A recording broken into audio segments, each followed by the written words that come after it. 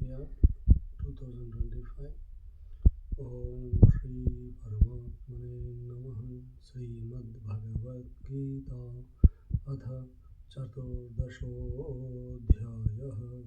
श्रीभगवानुवाच परं भूयः प्रवक्ष्यामि ज्ञानानि ज्ञानमुत्तमम् यज्ञात्वा मुनयः सर्वे परां सिद्धिमितो गताः.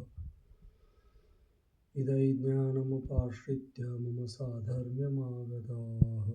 सर्गेऽपि नोपजायन्ते प्रलये न व्यथन्ति च.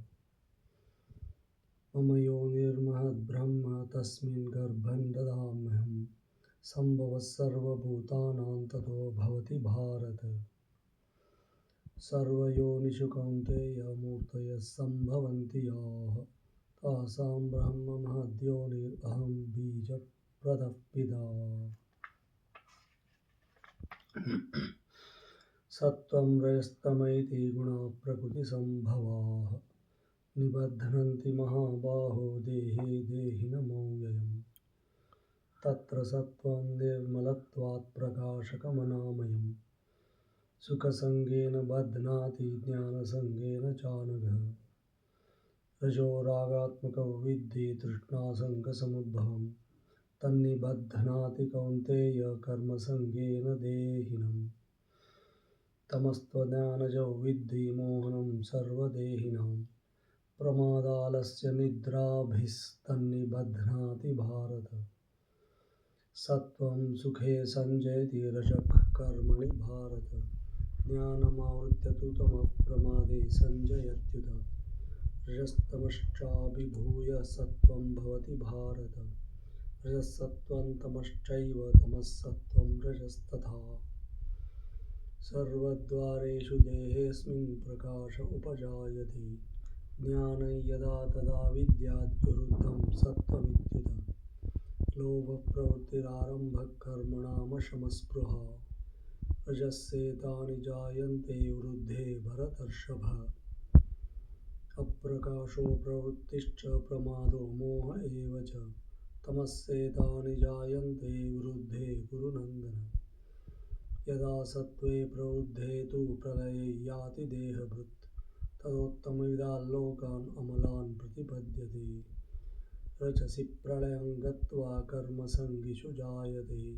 तथा प्रलीनस्तमसि मूढयोनिषु जायते. कर्मणः सुकृतस्याहुः सात्विकं निर्मलं फलम्. रजसस्तु फलं दुःखमज्ञानं तमसः फलम्. सत्त्वात् सञ्जायते ज्ञानं रजसो लोभ एव च.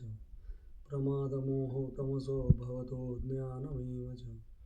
ऊर्ध्वं गच्छन्ति सत्त्वस्था मध्ये तिष्ठन्ति राजसाः. जगन्यगुणवृत्तिस्था अधो गच्छन्ति तामसाः. नान्यं गुणेभ्यः कर्तारः यदा दृष्टानुपश्यति. गुणेभ्यश्च परं वेत्ति मद्भावं सोऽधिगच्छति. गुणानेतानतीत्यत्रीन् देहि देहसमुद्भवान्. जन्ममृत्युजरा दुःखैर्मुक्तो मृतमश्नुते.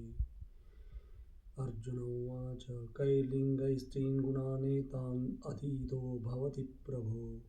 किमाचारः कथयितैतां स्त्रीन् गुणानतिवर्तते. श्रीभगवानुवाच प्रकाशं च प्रवृत्तिं च मोहमेव च पाण्डव. न द्वेष्टि सम्प्रवृत्तानि न निवृत्तानि काङ्क्षति. उदासीनवदासीनो गुणैर्यो न विचाल्यते. गुणा वर्तन्त इत्येव योऽवतिष्ठति नेङ्गते. समदुःखसुखस्वस्थः समलोष्टाश्मकाञ्चनः. तुल्यप्रिया प्रियो धीरस्तुल्यनिन्दात्मसंस्तुतिः. मानापमानयोस्तुल्यस्मितुल्यो मित्रारिपक्षयोः. सर्वारम्भपरित्यागी गुणातीतः स उच्यते. मां च यो व्यभिचारेण भक्तियोगेन सेवते. स गुणान् समतीत्यैतान् ब्रह्मभूयाय कल्पते. ब्राह्मणो हि प्रतिष्ठाः ममृतस्याव्ययस्य च. शाश्वतस्य च धर्मस्य सुखसैकान्तिकस्य च.